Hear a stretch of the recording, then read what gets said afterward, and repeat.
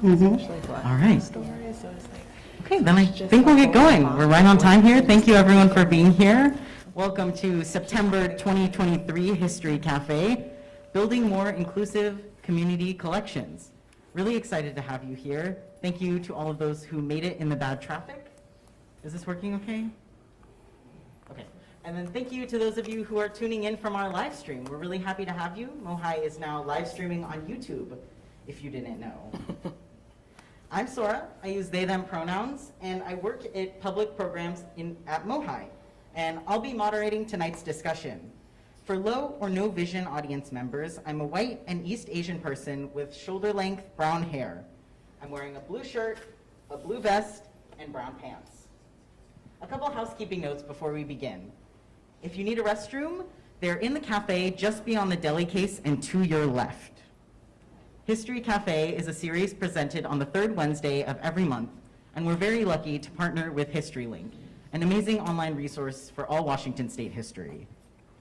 A brief schedule of events. We'll have about an hour-long discussion with our amazing panelists, and then we'll have roughly a 30-minute Q&A. Tonight, we'll be learning about archives and community history keeping.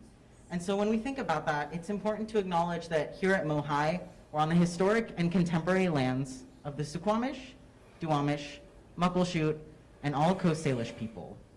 Historically, Native communities were forcibly removed from this place. And today, we honor their continued endurance with deep respect and gratitude for their unbroken stewardship of this place. It's really important to have that context for any discussion on history, and we encourage you to visit the websites of the tribes you live on to find out whose land you're on, whether that's anywhere in the US or Canada. So I'm very excited to introduce tonight's panelists.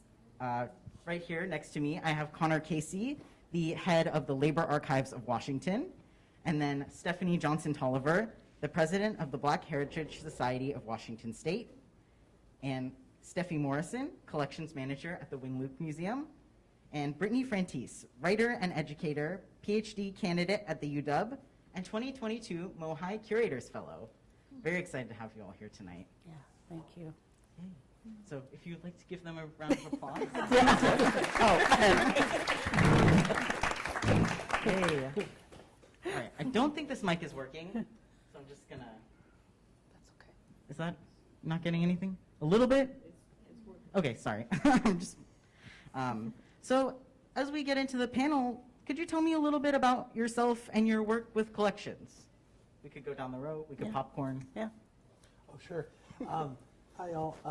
My name is Connor Casey, he, they. I've been the head of Labor Archives of Washington since late 2010. The Labor Archives is a community archives that was founded by the labor movement. It's located in the University of Washington Library's Special Collections on the Seattle campus. And we specialize in bringing in records that relate to working people, including organized labor in the Pacific Northwest. Right.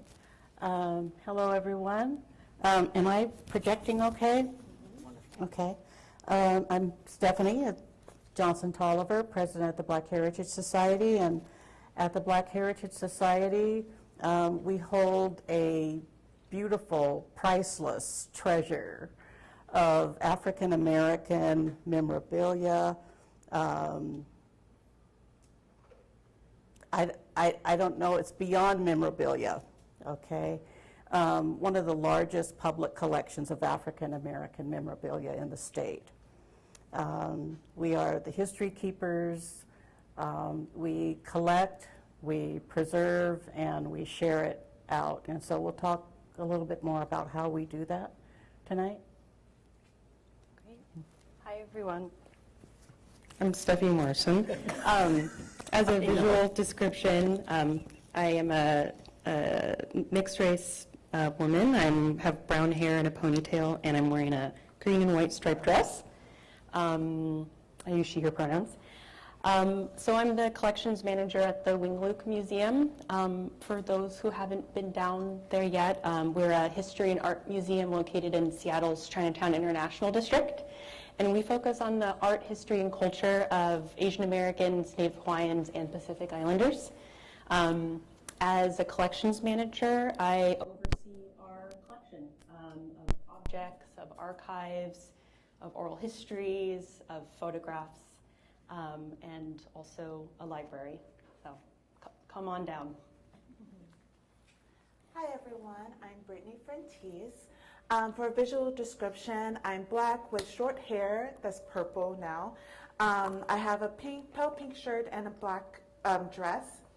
And I'm a PhD candidate in the English department at University of Washington. My primary focus and the reasons why I go to archives so much as a researcher, I look at Black literary and visual arts.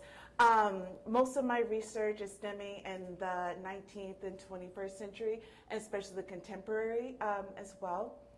And yeah, I go to archives so that I can see how Black life has been expressed, how Black communities express themselves through the literature and through the arts. And I have an interest in archives and addressing the gaps that are in archives, especially archives within 18th and 19th century when we're thinking about Black life, and the stories that are being told about Black life are usually through anti-Black, white supremacist lens.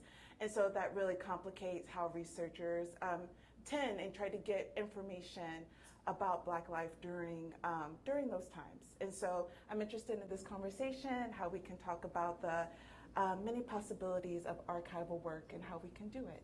So thank you for being here. Hey, oh, thank you all for those amazing introductions. As a little bit of context setting for tonight's discussion, Connor's going to give a little bit more information about archives and archival practices.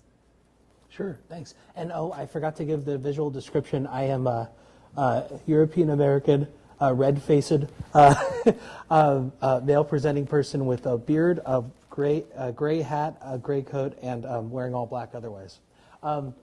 So Sora asked if I would give kind of a little nutshell overview about the history of archives. So, you know, I would try to do that, the whole thing, but of course that would take 3 minutes instead of 2 minutes. So I'm gonna, basically, I think what I'll do is I'll unpack the name of our session, which is Building Inclusive Community Archives, right? And the idea here is that archives are constructed. Many of us are thinking about the ways in which history is written by the victors, right? And the history of archives really was, at one point, they were mostly kept by those who were socially prominent, rich, and privileged in society. And then they started to evolve by being kept by different nation states as nation states started to modernize. And history also started to shift around that time, because before it was usually rich, white guys usually, or the victors in society. And then there was this ambition within historiography to try to professionalize history, and they thought of themselves as needing to look at archives as a laboratory where they would discover the truth, right? And but you could see how, if you're looking at that scope of the nation state, or you're looking at the archives that are constructed by the people who are socially prominent, how it would miss a lot of other people.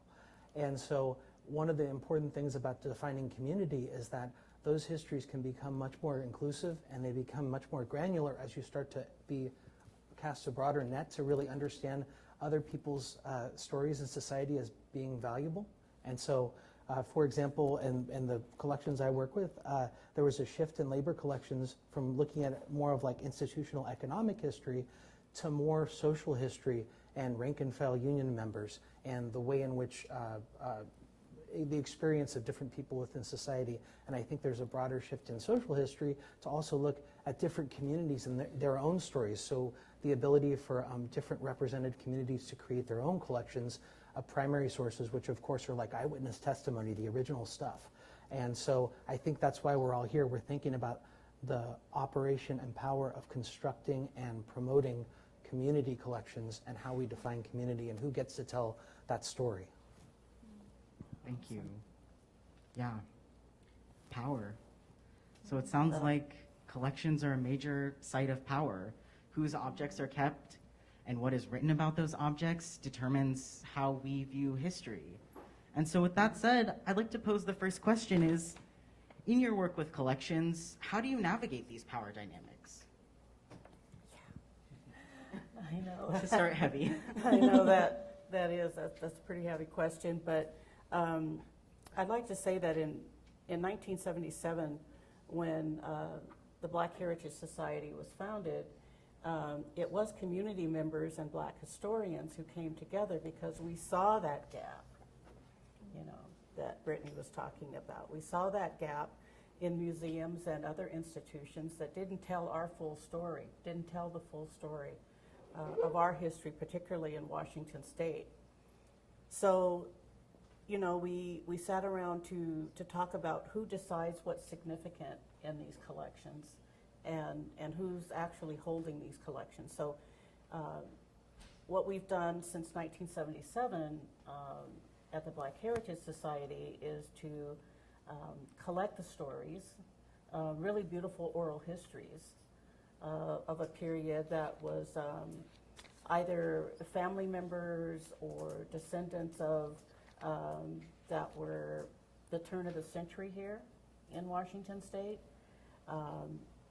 Scrapbooks, photographs, all of those things, letters, the things that Steffi was saying that they also collect and manage at the wing. So the significance of all of it is basically for your purpose, not just what we hold in stacks and on shelves, but they're there for you to access, you know, as a public asset. So I think that's what's important about what we do and what other heritage and cultural organizations do who collect and preserve.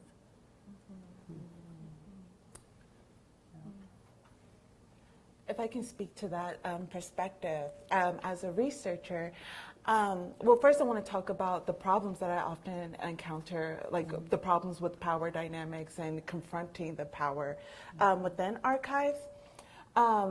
As a literary scholar, I often read narratives of slavery. And I often, it's hard for me to try to get a fuller story, even more authentic story, because so often the people telling the story, there had to be a white person that would allow for the story to be told. And there would actually be like a note within the text that says, like, I qualify this person to be able to tell this story. So, you know, there's a lot of strong coldness on. There's a lot of control about the narrative and what narratives are going to get told when it's, when you have that kind of power and control over how somebody's going to tell a story. And so, so that makes it, that is a problem for me to think about how is Black life being expressed when it's only being expressed through who will allow it to be expressed in a certain way. And it's always going to be somebody that's anti-Black or white supremacist standpoint and policies and whatnot.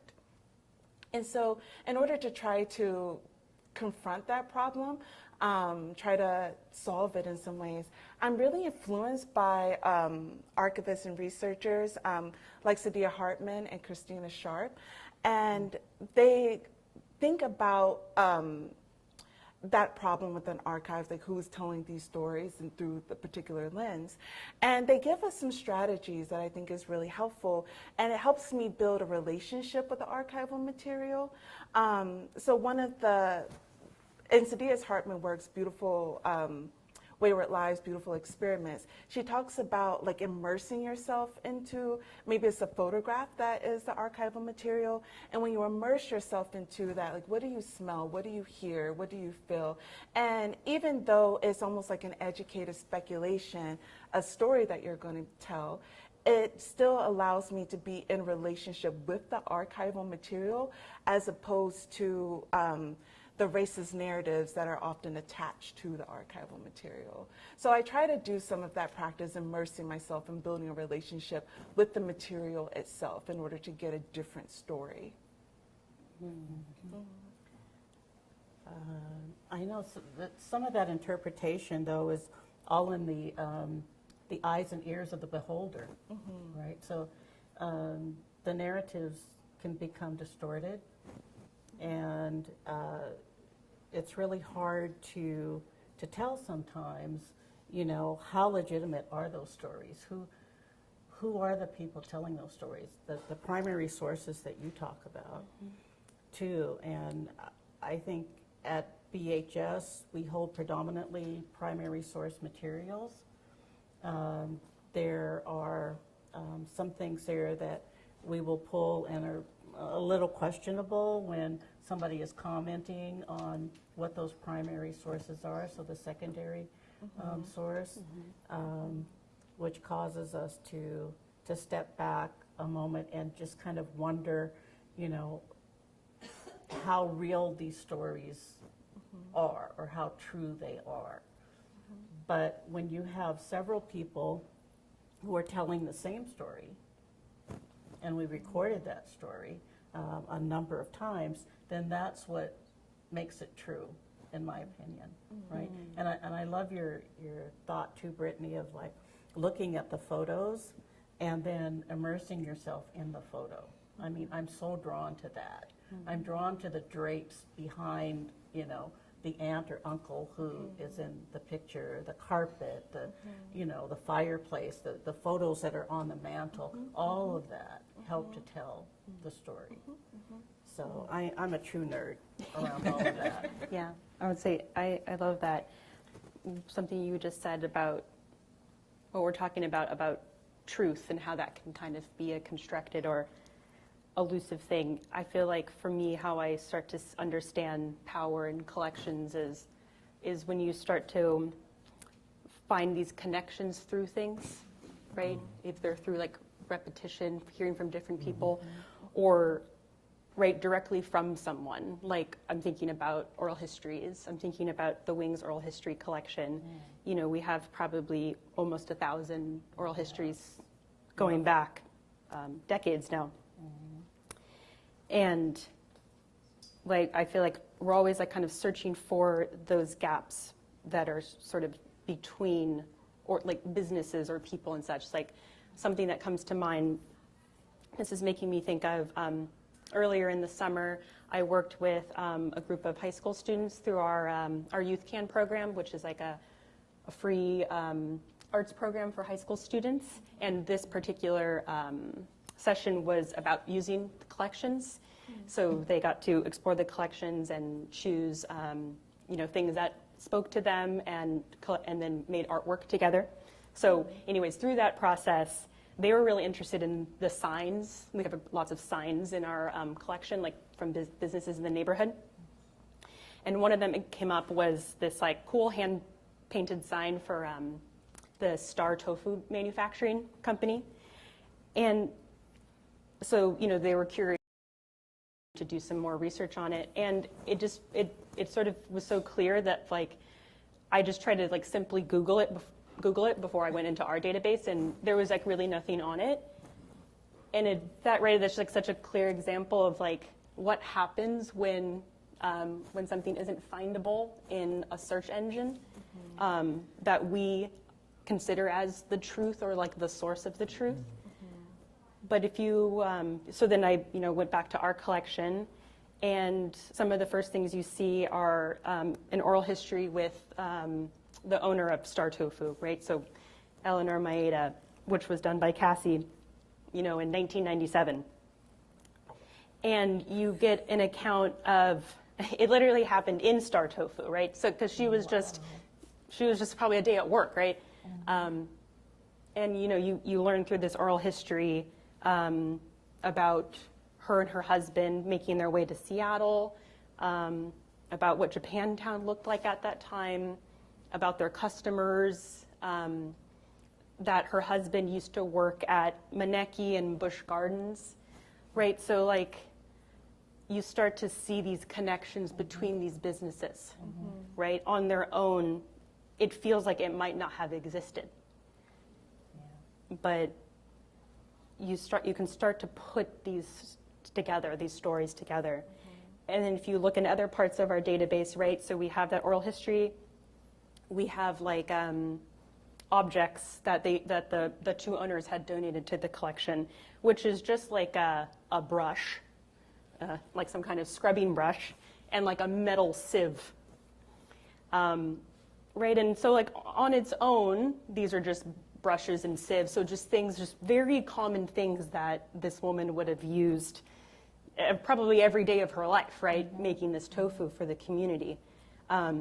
But taken together with her firsthand account through this like very casual conversation, right, it starts to sort of highlight this like this whole narrative, and It's like the puzzle pieces. is the puzzle right? pieces. But then there's always that piece that either gets, like on the floor under the table, and you're like, you go down that rabbit hole. Yes. Right? And I Yes. know you do that too. Right? Yeah, I think you're kind of inspiring me.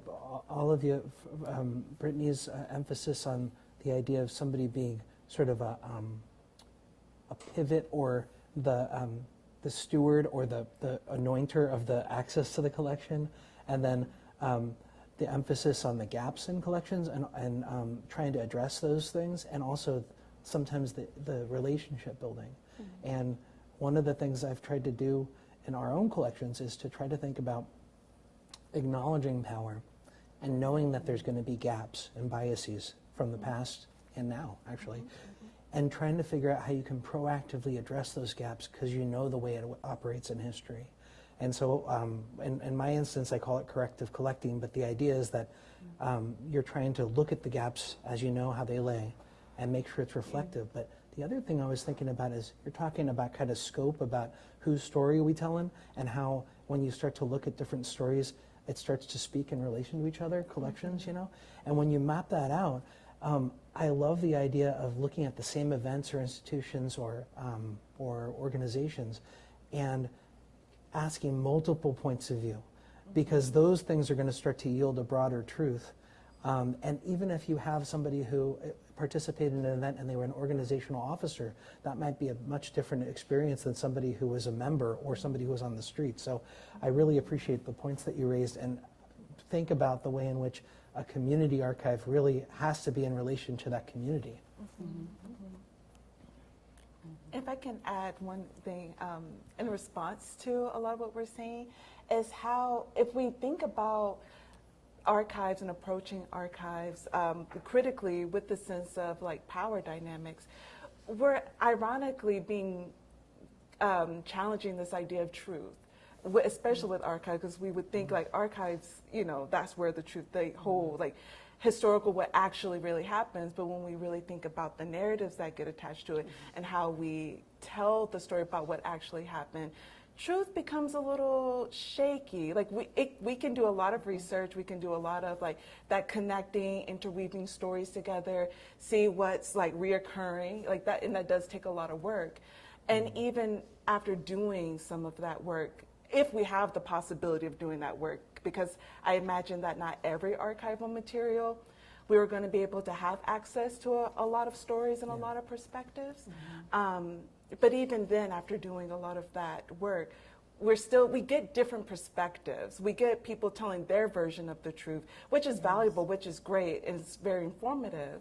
But we really have to question what truth is. Like we have to, like, what does truth mean in relation to archival work and archiving? Maybe truths. Yeah.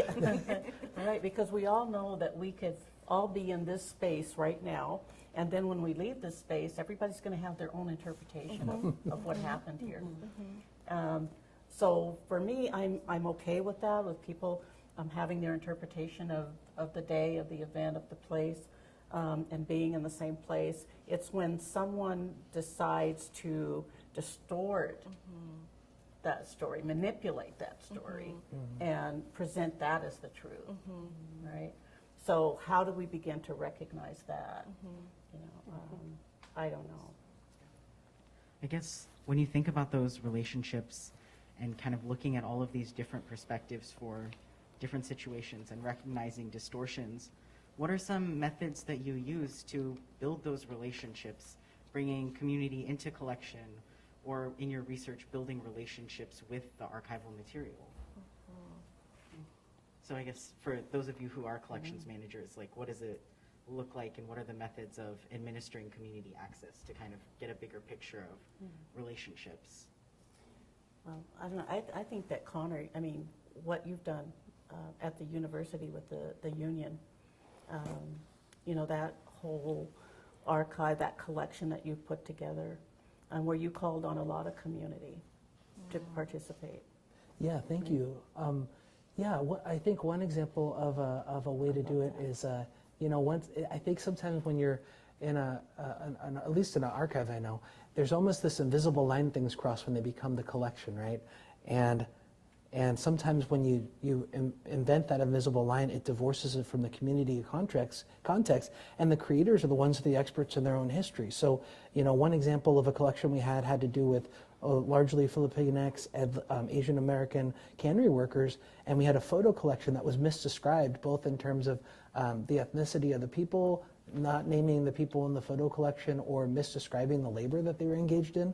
And so that was an opportunity to invite folks from the union to come in and name. Some of the elders were in there, and we printed out the photocopies, and people were able to write the names of people down on there. But I think that model is kind of an example of how it's not a one-way process. It's a continual bringing out collections and asking the community to help improve description and acknowledging the wisdom and knowledge that's situated in the community of creation. And with our programming, we try to do that too, where it's not just me talking the whole time, but researchers or community members whose history is documented in the collections, talking about their story and their situated knowledge as embodied in the collections. And thank you for Yeah, I love that collection. Right, and even with the Black Heritage Society and MOHAI. Hi, Anna. The Al Smith collection is a really fine example. A photographer who photographed the African American community over 4 decades, and was on his death, his family did donate to MOHAI, but BHS became a partner in helping to identify, reaching out to the Black Heritage Society and the larger Black community to say, a lot of these images, we don't know these people, we don't know who they are, they don't have names attached, but can you come in and please participate and identify people and places in these images? And that relationship continues today. I mean, I don't know how long ago, how many years has it been since you've taken the Al Smith collection? It's been 9. 9, okay. So it's ongoing. And it never fails, even monthly or week or, throughout the months, people will contact us at BHS and say, I know who that person is, or that's my uncle, that's my cousin. And so it's just a really beautiful way to open your doors and allow the community to come in and participate in describing the images within your collections. I love that. At the wing, and like many museums, the work of collections is very much connected to the work of exhibition, right, of display, and the wing is similar. But I wanted to, sort of highlight the work that the wing has been doing for quite a long time. Their approach to exhibition development, which is a bit different than other institutions. So. I brought with me, this is like we call our blue book. This is community-based exhibition model. So this kind of lays out the community advisory committee process, which really developed in the early 1990s. So this was really at the same time that the museum sort of shifted away from primarily collecting folk art and crafts from Asian countries towards a more community-driven story and object collecting model. So this is happening at the same time. But these community advisory committees, they're created, they're exhibition or project specific. So there's been dozens and dozens of them, and they basically, it's assembling a group of people together who are subject matter experts in their own way. So this might be artists, they're community leaders. I was when I was an intern back in 2017 working on the sci-fi exhibition, there was a staff member's son was on the CAC because, he was also a stakeholder in science fiction. And then the staff at the museum are really there to help facilitate that process, develop the exhibitions, because it's really that group of people that are driving the process forward in terms of storyline and content, and then also the curation of artifacts. And I see sort of the overlap between exhibitions work and collections work, at least at the wing. It's the sort of the current is the value system that is in this book and that persists to this day, which is about, it's really about people are what give us meaning and purpose and their stories. And like we've been talking about, it's really the relationships are where everything starts. That's the foundation. And then things can build from there. So often, right, if you're involved in a community advisory committee, you know, you might donate some items to be displayed on exhibit, and then they can often end up in our permanent collection.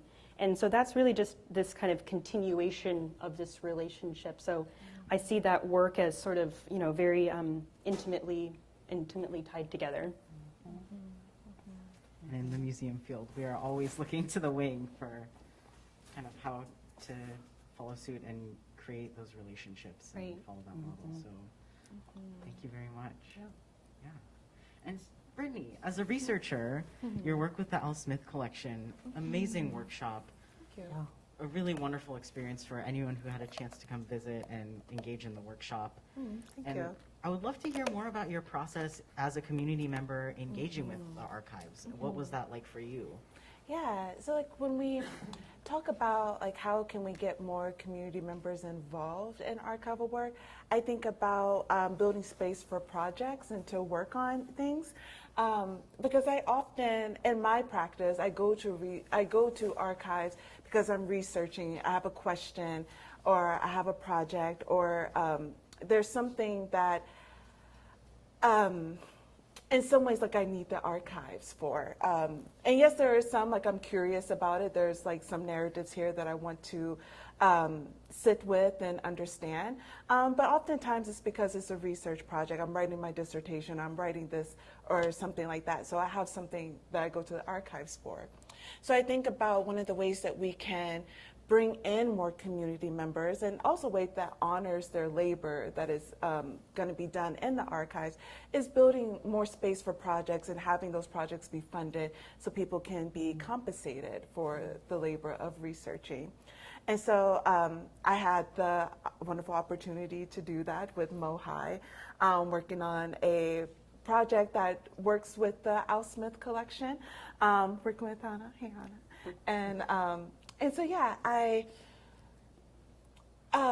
as a community member, I am in conversation a lot with people who, right now a hot topic around a lot of Black communities and around Black circles is world building, and the ways in which Black people, Black communities build worlds that are sometimes inaccessible to dominant cultures, to cultures that want to take from Black communities.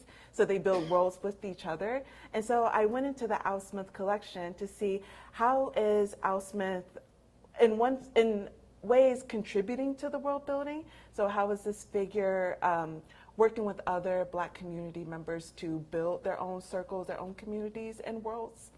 And how is he documenting that so that people in the future like me can learn from these world buildings? So I saw a lot of Black families communing together, having a lot of house parties, going over to each other's houses to commune with each other.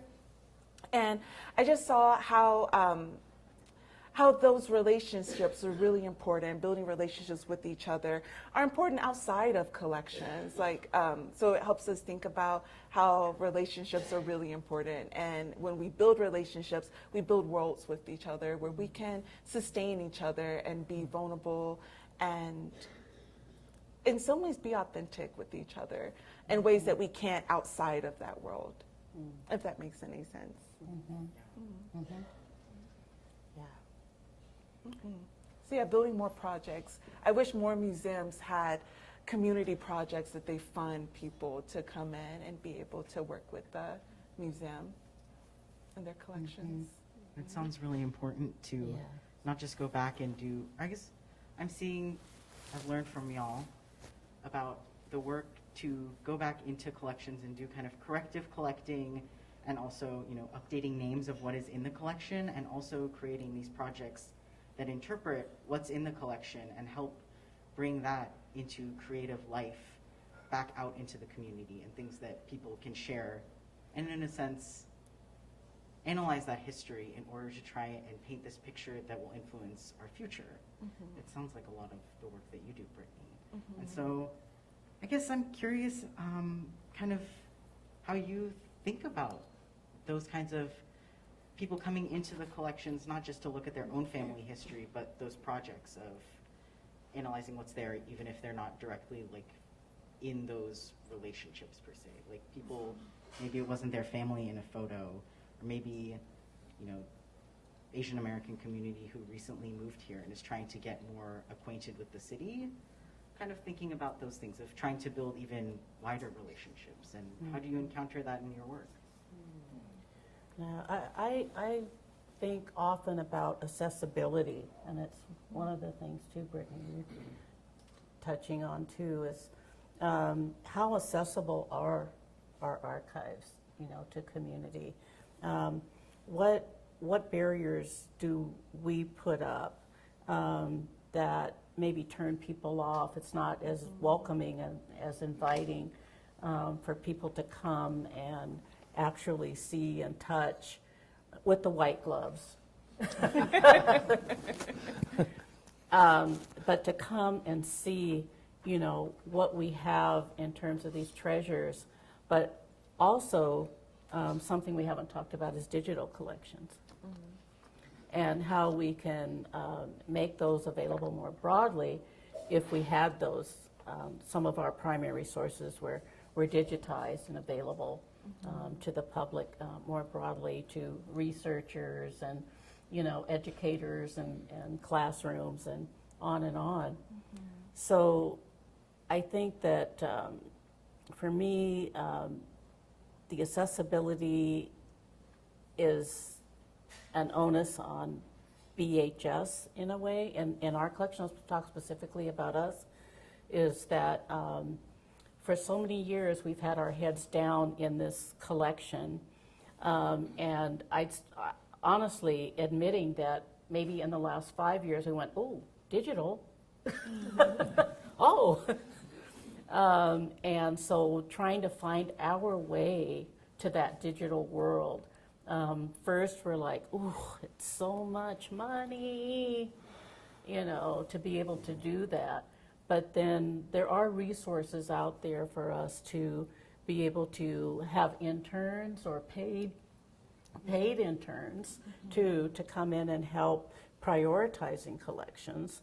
For us, it would be prioritizing what are the most fragile, and what maybe which collections are the ones that are most requested, and then taking those and finding a way to digitize those, to put those out there in the world where people don't actually have to physically come down to our space to see them. So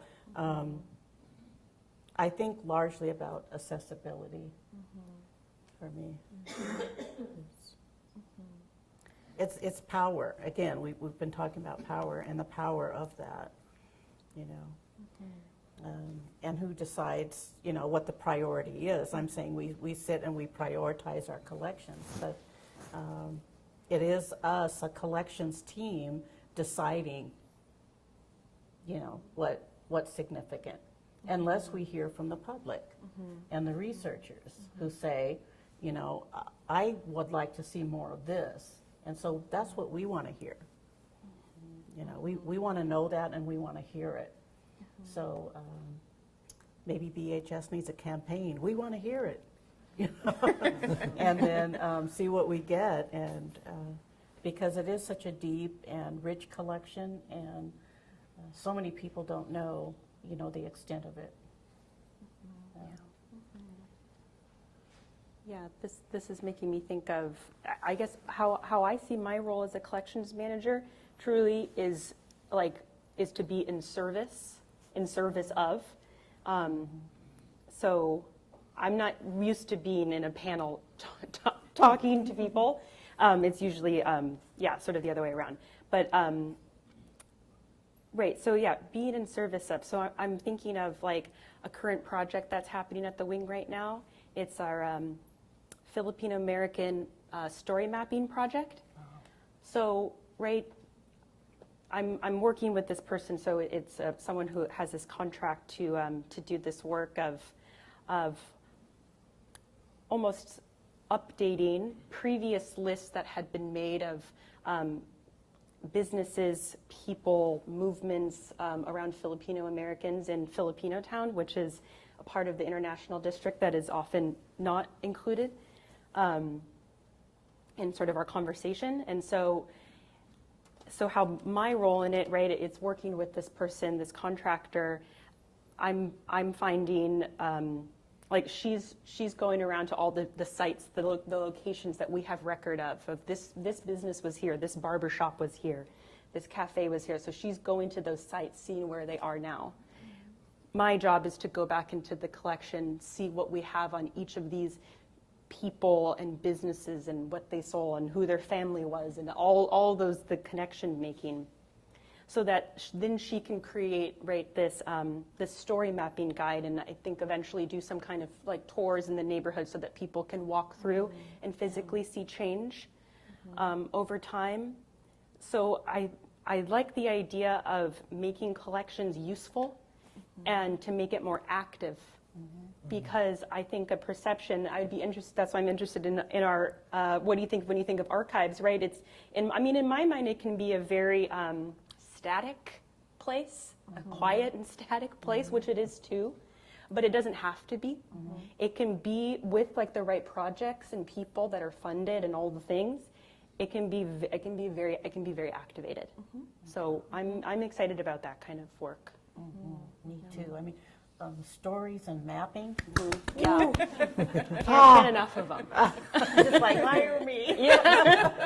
Yes, I yes, love yes, it. yes. Yes. Cheap date. Yeah. I was thinking about what Brittany was saying before about with the narratives of enslaved people, how there was a mediator that was white, and how my goal when I'm thinking about collections is to reduce the mediation so that people can get access intellectually to the collections, so that even if I'm trying to be aware of my bias or the ways in which that operates in history, hopefully with less mediation, people have more access to that intellectual history. And so a lot of our work has been, initially we took a lot of legacy print finding aids, which were sort of, if you haven't used one of these things, it's a lot more than a catalog record in a library. It tells you organizational history and what's the inventory of it, what's actually in the collection. And it will give you how the collection is arranged, and often talks a little bit about the organizational history or the biography of somebody. And these things were largely typescript when we inherited them. So we scanned them, applied optical character recognition, and then got those online. Wow. But even with that, most people who haven't used archives before don't know that these exist. And so how do we meet users where they start? And of course, we all know, within an academic context, we're admonished to not think of Wikipedia as an authoritative source, but where do most people start? You Google it, you look at Wikipedia, you start to formulate the words or the things that are written about it. What are the concepts that are in there? So we've tried to seed Wikipedia with links to the finding aids to the collections, and add Wikipedia entries to individuals or organizations represented in the collections, because that's how people actually access the information. And in relation to your emphasis on access, Stephanie, I really appreciate that. One of the things we've been engaged in is to try to make sure that all our oral histories are online, if we have permission, that they're all captioned, fully transcribed.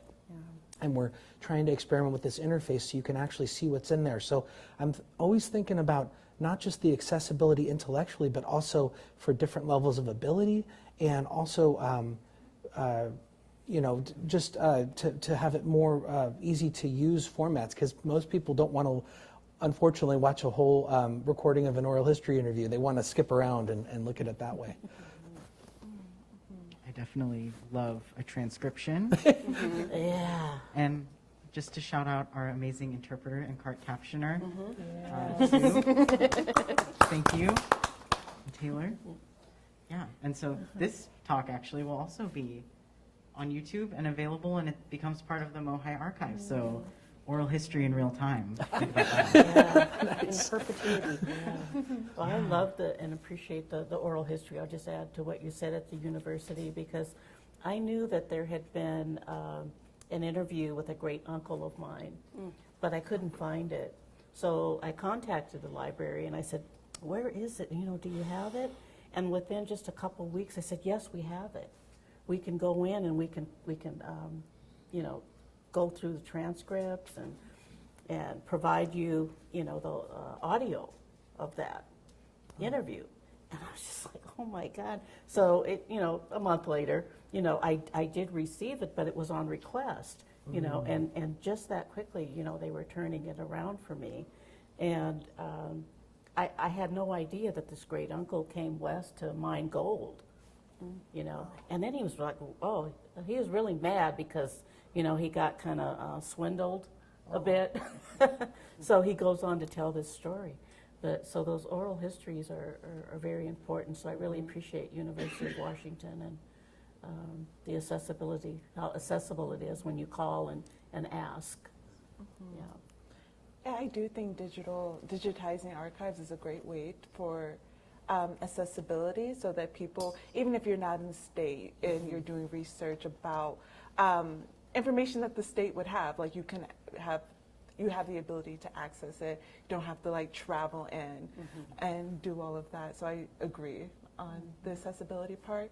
And so I wanted to, I was thinking about your question, or part of your question was asking people who don't have maybe family members within the archives, how, what's the benefit of them being able to access archives? Am I understanding your question? I guess I was thinking more about how do we build these wider relationship networks of relationship with the archives and relationship with history, even if you maybe don't think that you have a direct familiar or kind of direct relationship. And how do you kind of build that? And how do y'all as curators or collections managers kind of facilitate that wider relationship building with history? And you as well as a researcher, kind of building the narrative. And yeah.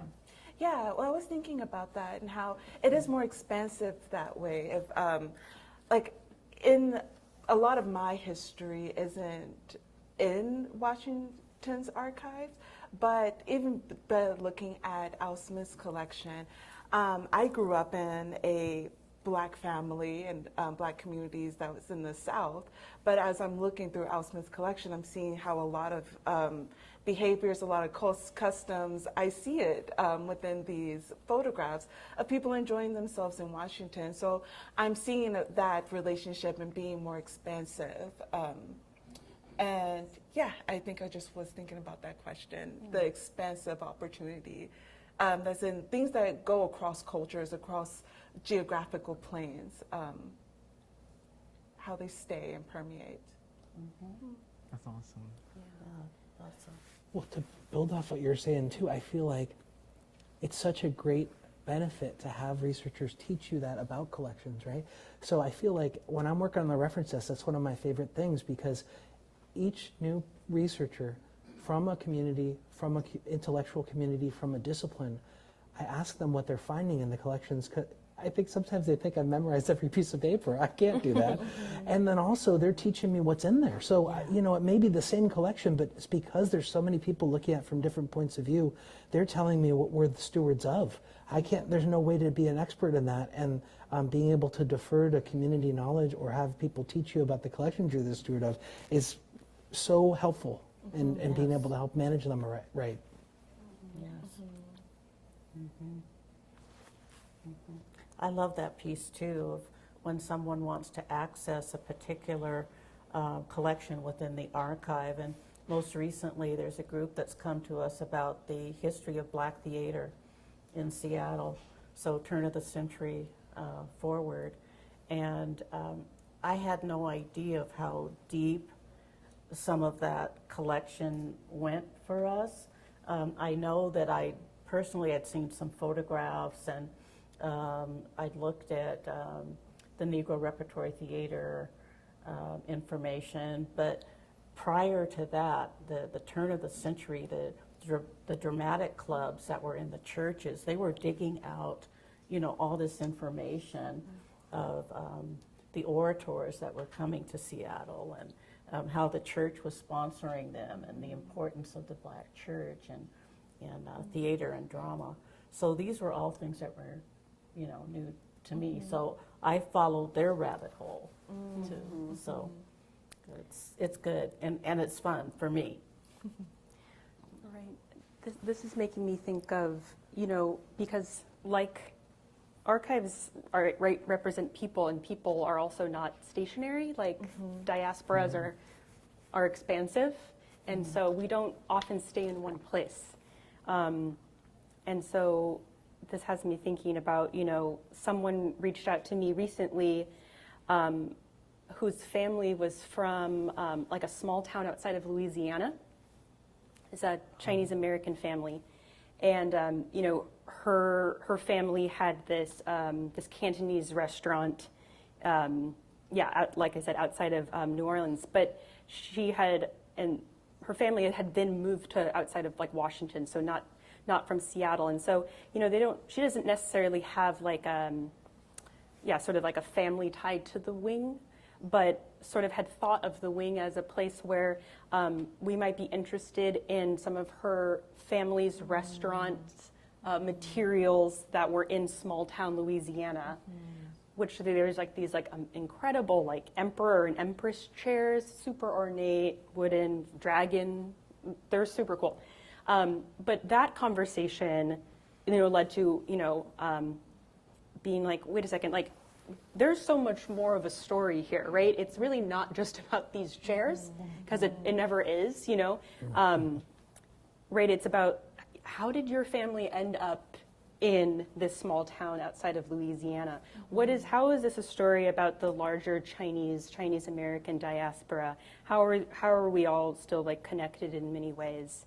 And so this has sort of also got me thinking about how collections managers can also be trained in oral history, so that, right, when we're accepting items into collection, they're not then divorced from context, that we're able to hold all of that information, and not just the didactic, when was it made, that kind of thing, but the fuller, richer story. So I think that there's a way to do kind of a collection-specific oral history creation conversation that can then always be paired with these materials.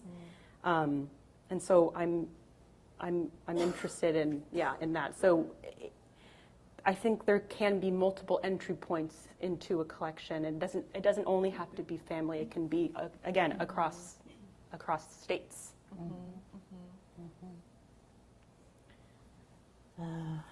Which takes me to the point of setting parameters within the collection.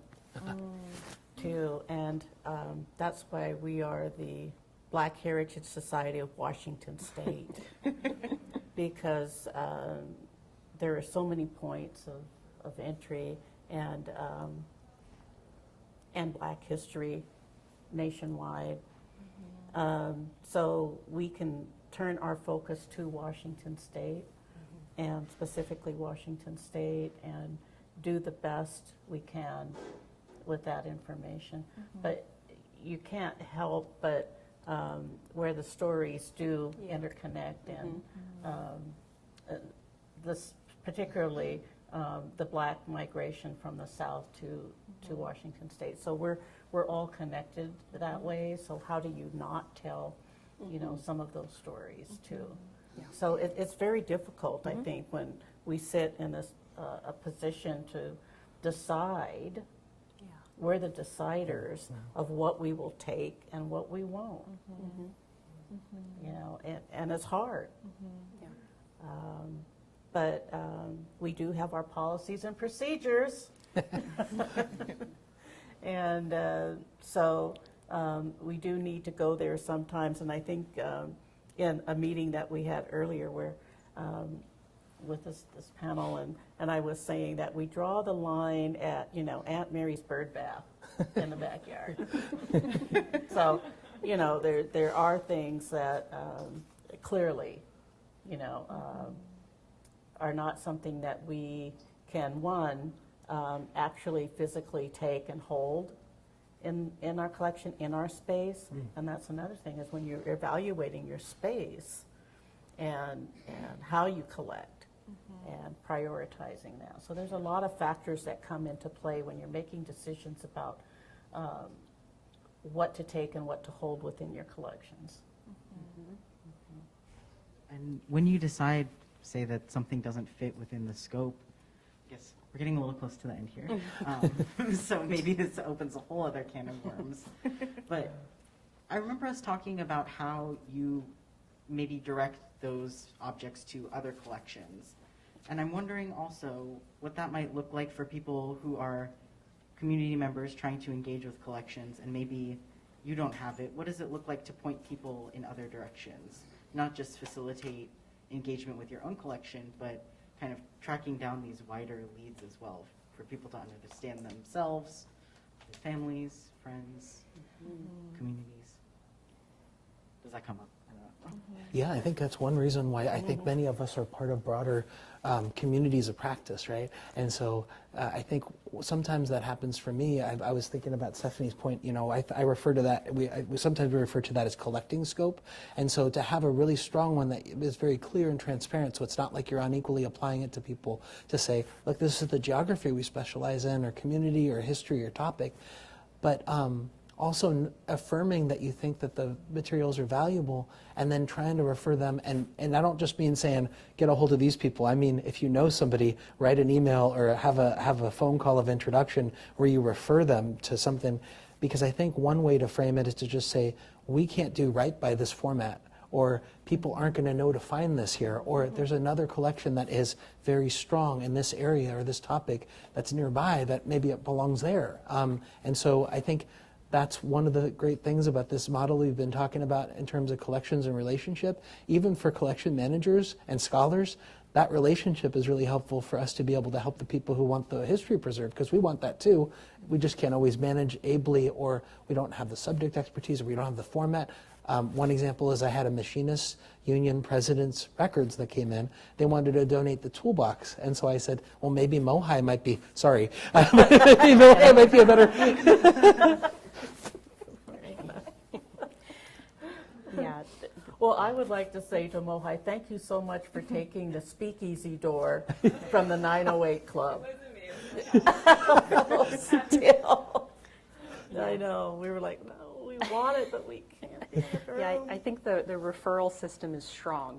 Like I got a request from a researcher not long ago, and we really didn't have much in our collection. But again, I really come at this from the angle of me being in service to people, and like in my position, like I have a bit more sort of nimbleness around navigating other people's websites, especially collections, because they're almost always non-intuitive. Yeah. So that's another conversation. So if I just try to literally find the things for this person, send them links, send them search terms, send them contact information, and just like actual URLs of things, because it's like if that's the last time I'm maybe communicating with this person, I want them to sort of have their best next step, instead of just trying to there's this perception, which I think is grounded in reality, that you email collections or archives and it's just like going to the abyss. And you're like, and I'm just really trying to counter that. I want to be like, there is a human here. I'm here to help. If we don't have it, we will find someone. Yeah, that's always the goal. Love this. Relationships all across the board, and kind of seeing these relationships as their own sort of truth, and how do you complicate the historic practice of archiving, disrupt the distortions, and try to bring those relationships to the fore is really amazing. And I want to kind of go back to a little bit as we close out to think about the Sadia Hartman quote. You shared Brittany, an amazing essay with us, Venus in Two Acts. And what really stood out was, narration is needed to help us understand archival materials, and how that relates not just to the past, but also kind of to the future of how do we look at what we're doing now as well. And I don't know, any last thoughts on that? I'd love to get your, Brittany, some of your thoughts. Yeah, well, there's two research, I mentioned them earlier, that I really, I'm influenced by when it comes to like researching archival work, especially when we understand that the narratives that have historically been attached to an archival material are problematic, anti-Black, coming from a colonized perspective. And so C.D. Harpin teaches us how to work against the grain when it comes to archival materials. And she coins a term, critical fabulation, which helps us think about how the narratives that are often, they could be speculation if we're going back and rehistoricizing some of the archival materials. We could, in some ways, categorize them as speculations because there's an impossibility there. There's an impossibility to have a more authentic narrative when we're so disconnected from a more truthful historical narrative about the archival materials.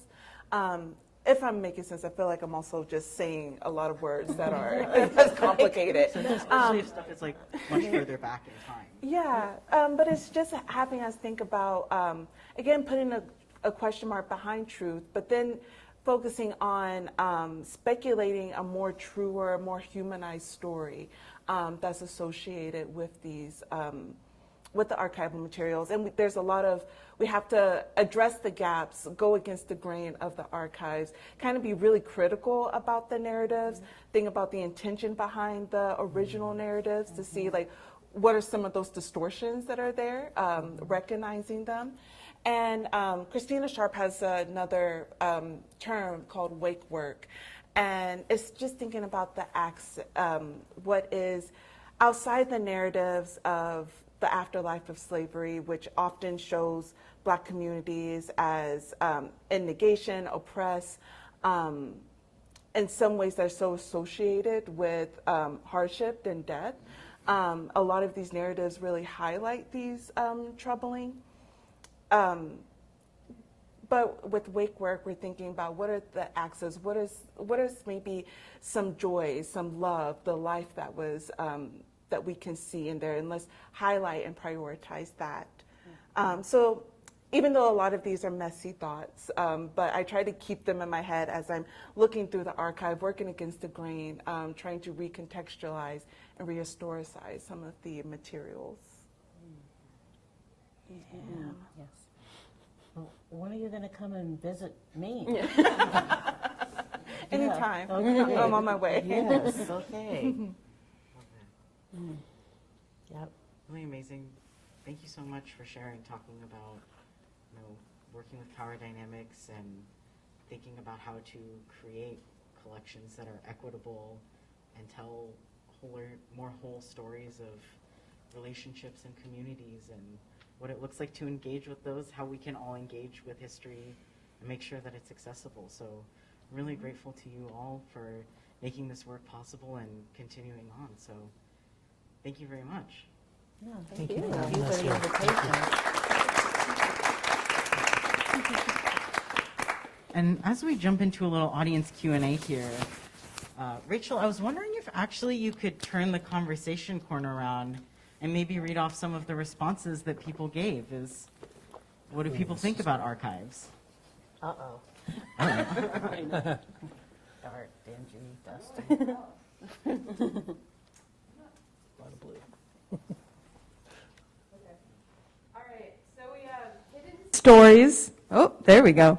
All right, we've got hidden stories, community histories, oral histories and photo albums, a triumphal entrance for a victorious queen bee, and National Archives, where I got evidence for a paper I did at the UW. Sweet. I guess triumphal. I guess when y'all had a question for the audience, in fact, so which was, how can archivists do a better job of building those collections? And for those of you who responded to the conversation corner, do you feel that your interpretation has changed?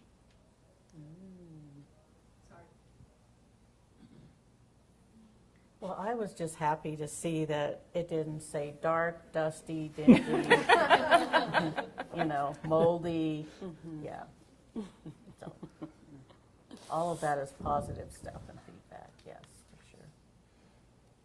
And the scrapbooking thing, when we walked in and I saw that, and I was saying to Connor, oh gosh, yeah, we love our scrapbooks if you come and look through the scrapbooks, but again, it's that paste, that glue that they used, on that black paper, that when you touch it, it crumbles, and you can't see what's on the back of the photo, because there's a date, there's a date, there's a name, and you can't quite peel it to get it back. So, okay, that's me. Sorry. Phew. That's such a good point. It reminds me of what, Steffi, you were emphasizing context, the importance of context. And so often we get collections that are divorced from context. And so, one thing to think about is if you're going to donate a collection or have community or even photos, write the names of the people down, date the things. It's going to really help us understand the context, because in a way, without context, it impoverishes the collection. We really don't know what we're looking at. No. How about the newspaper articles that have the date and the newspaper cut off the top? Yes. It's just the article. Yeah. Another thing. Sorry. Yeah, definitely. My colleague Rachel is happy to pass around the mic. If you have questions, ideas on how to improve archival practice, maybe you have a history project you're interested in now. Anything? Hello. Yeah, so you guys were talking about the internet or online stuff, and I guess now that we're kind of reaching this point where it's 2023, so 2000 is now history. How are you kind of dealing with this shift from I can imagine it's really, really difficult to go from here's my grandmother's photo album to well, here's a MySpace page that used to exist and now it's gone, or it was hosted on a website that doesn't exist anymore, or whatever, stuff like that. So how are you managing to kind of, or are you kind of trying to change focus or add more of that? Because I can imagine now, especially with community, people do so much stuff on the internet. So it's I don't know. I don't know. That's good thought. And especially again, as I say, that BHS is just entering that world, and we're looking at all the possibilities. But folks like the university has been dealing in digital collections, and I don't know about the wing for how long you've been working that It's a route. journey. But yeah, what do you do? Well, one thing we've been doing is we use this service of the Internet Archive. You may be familiar with the Wayback Machine. We do a regular crawl for my collections. It is a lot of labor and labor-related groups, but also individuals. And so we'll collect social media or websites. And it's funny because I think I really like how you pinpointed the idea of websites, because I think sometimes we have this idea of fixity, but if you've ever gotten a 404 message, it's not there. So it's nice to be able to regularly crawl and back that up to make sure, because sometimes, at least for organizing campaigns that I'm the steward of, they're so rapid, and then those things are gone. The other thing is we're also becoming the custodians of more and more born digital collections, and luckily we have the ability to deal with that, but I think it's also nice to consistently communicate to folks, hey, we have the interest in that and the capacity to bring that in, because sometimes even if they're going to give you the print stuff, they kind of, we were joking about the dusty collections. I think they're like, oh, you don't just want dusty stuff, you might actually want my hard drive. And so it's a kind of opportunity to try to reframe what these collections look like.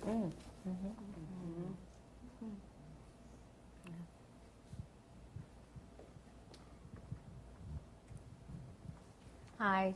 Thank you all so much for this. I learned a ton, and I really appreciate how thoughtfully you've been approaching your work.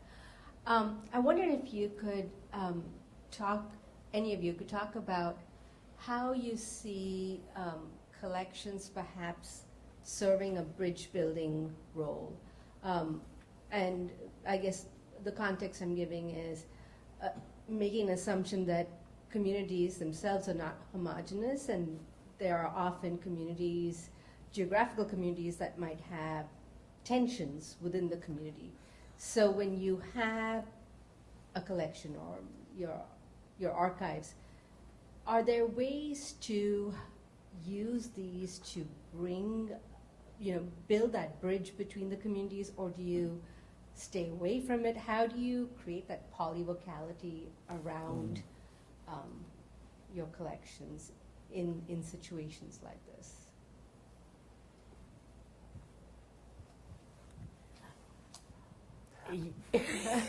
Yeah.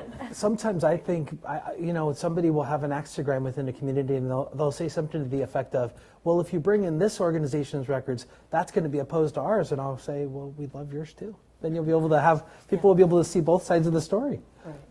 Yeah, that's what I was going to reference, something like that too, and how you have to be open and collaborative just across the board.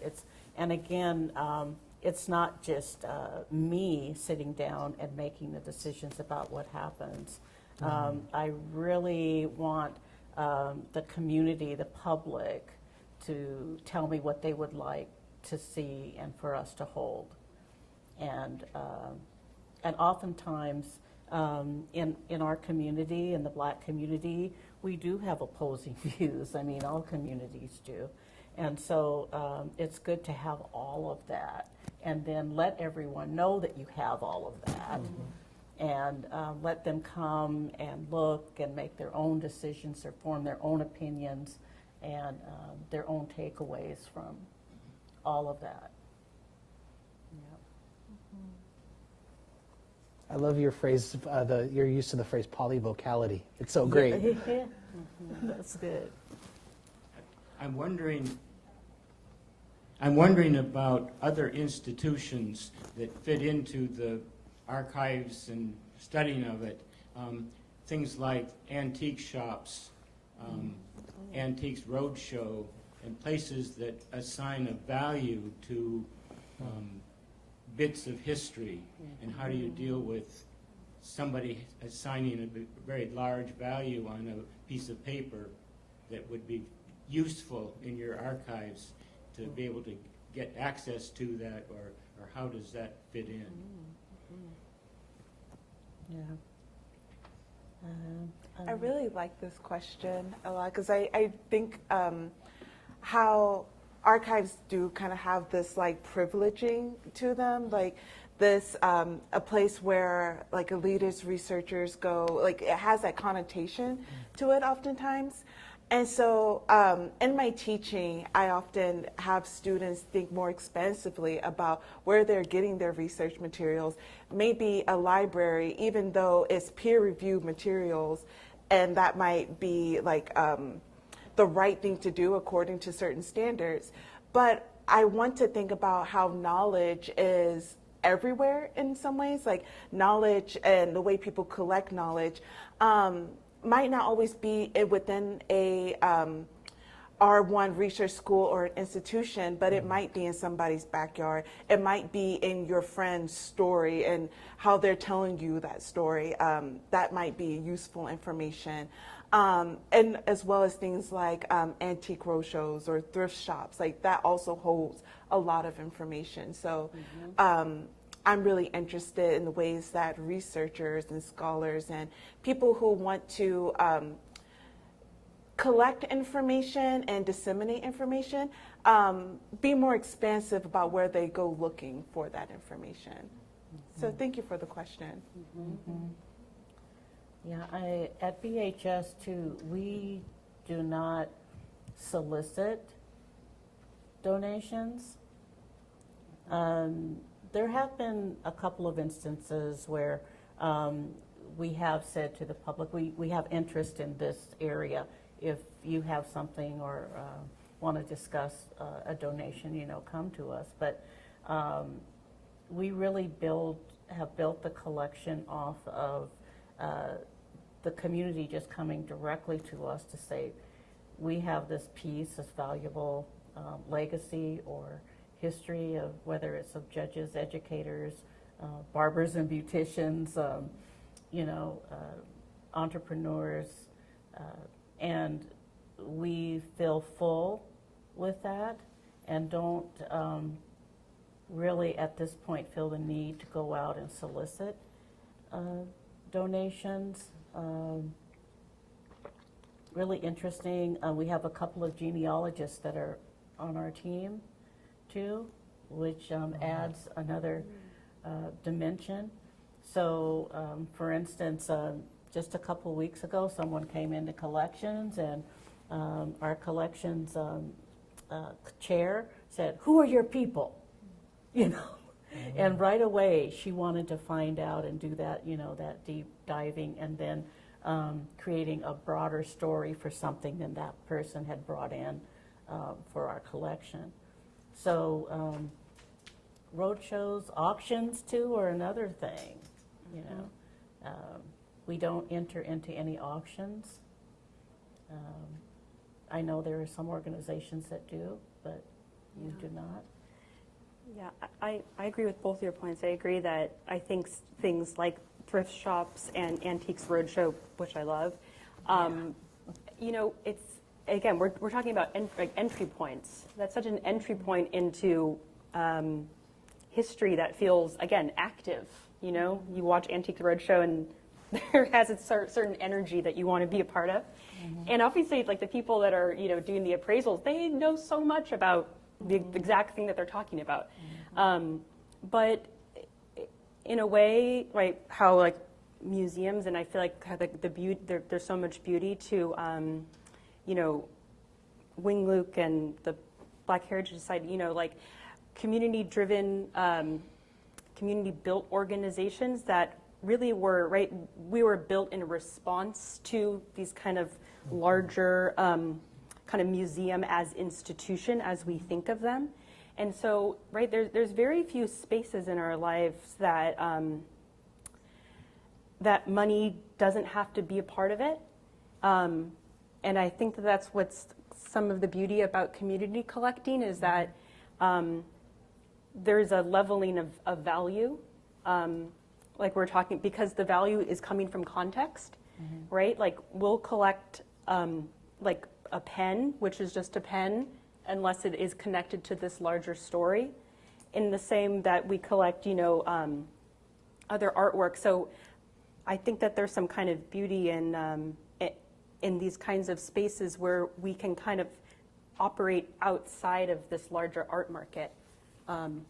And be less impacted by it. I think there's some more freedom in that.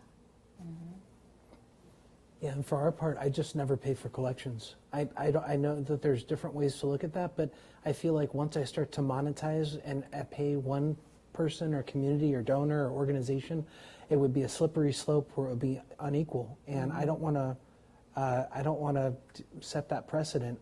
I do try to pay oral history narrators or people who consult on projects or people who present as part of our things because they're doing labor and they deserve to be remunerated for that. But I really worry about monetizing collections because we're so dependent upon that. But the other thing is, if you do that, I think it sometimes blurs the role of thinking that we're actually doing something that's valuable.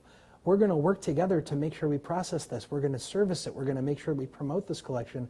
And so maybe we can fundraise together and make sure that this thing is accessible and lift up the collection. It's a collaboration in that way. So in a way, we're to really put in the foreground the idea that as a repository, we're providing a service to society and the donor too. I think that is maybe specific to the context I'm in, because I could imagine how if there was a precedent at an institution of people paying for collections, all of a sudden somebody not doing that might be a problem, or, yeah.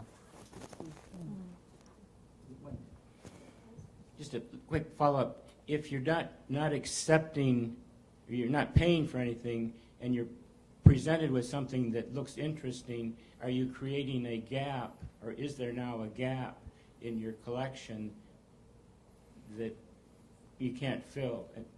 Yes.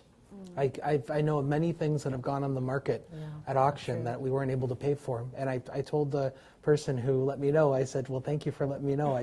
We don't pay for collections. So good to know it's out there.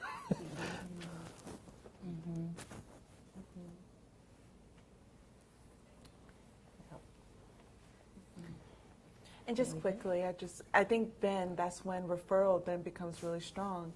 Because then, and not just for like when an object that you had to turn down gets into another place, because they had the money, they were able to pay for it.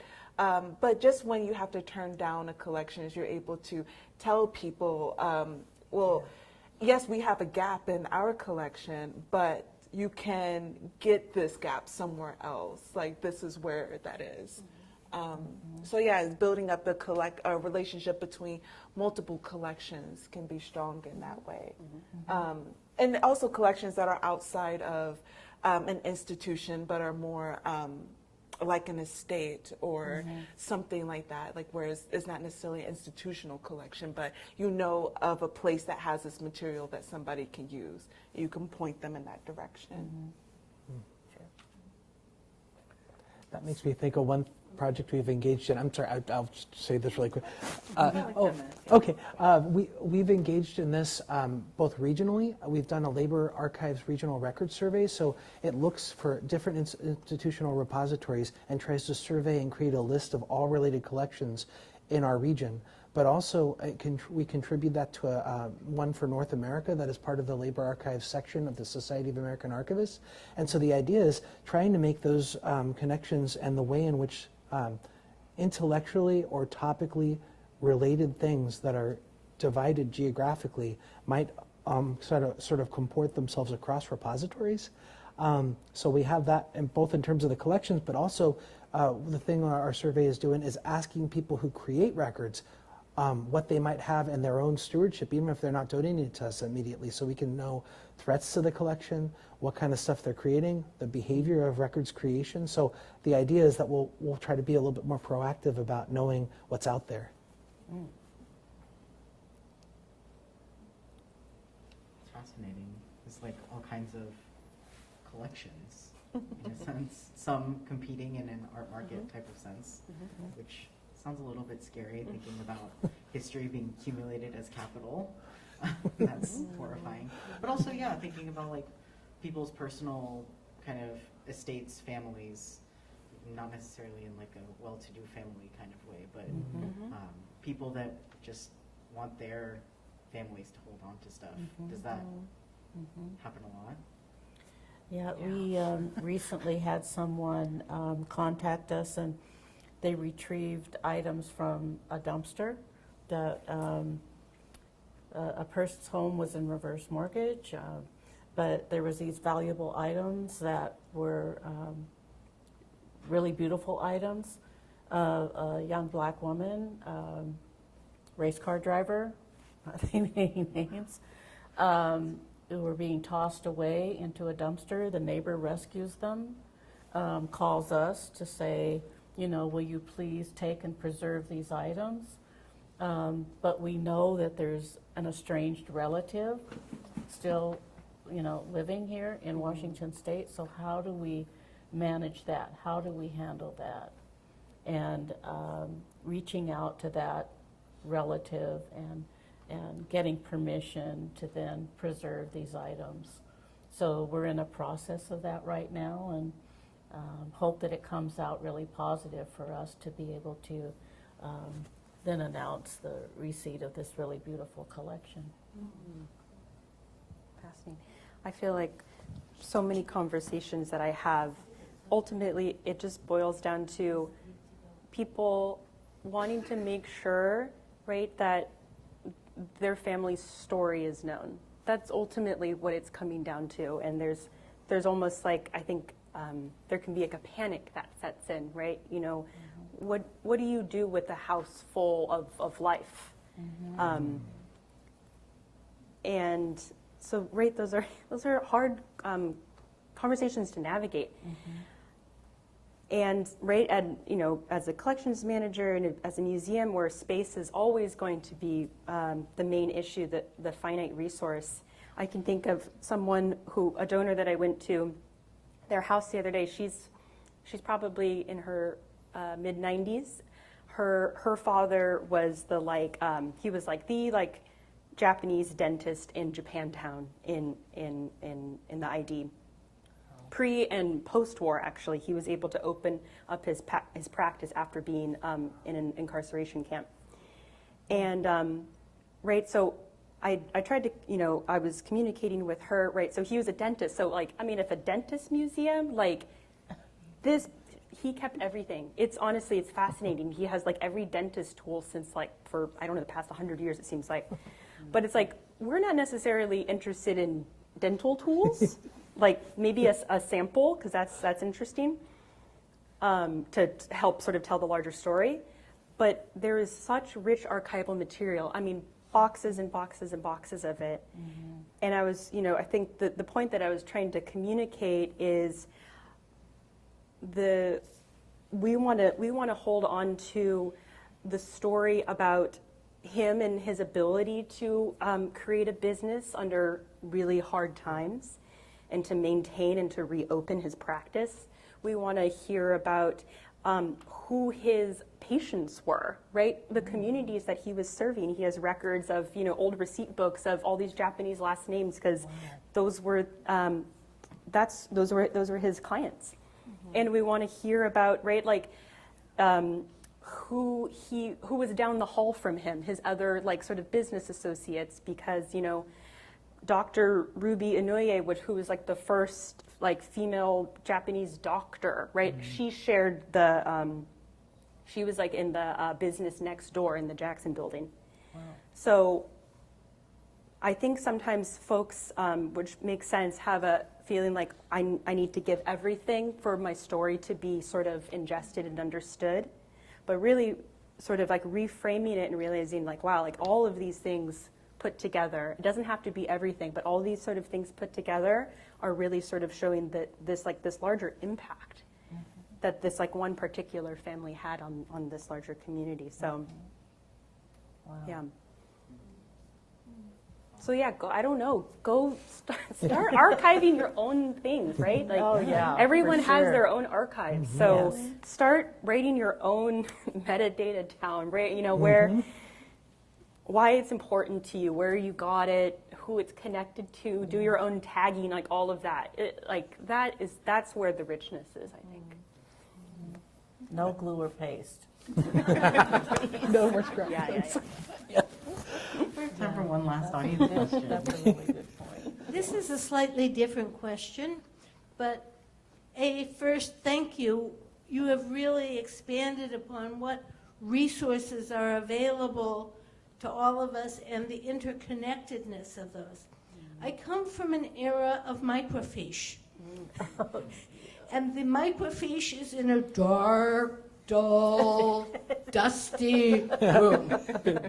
I have moved to a desk with a computer that has a Google search engine, Bing search engine, and my question is, are your archives on any of these search engines, or how would I find out about what sort of things are available?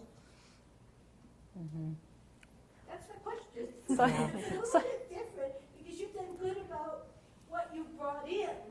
Now I want to know how we can access. Yes. Mm-hmm. I love that. It's honestly probably the most important question.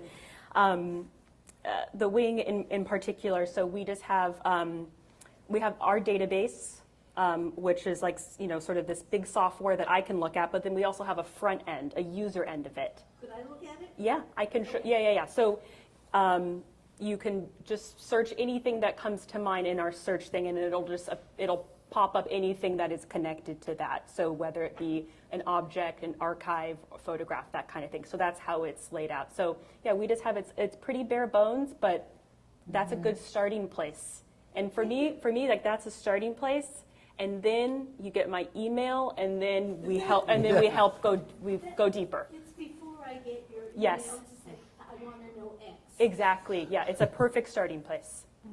Yeah, and for us too, I mean, we've got our own internal database, but we're moving to a new collections management system that will allow us to be able to share more broadly.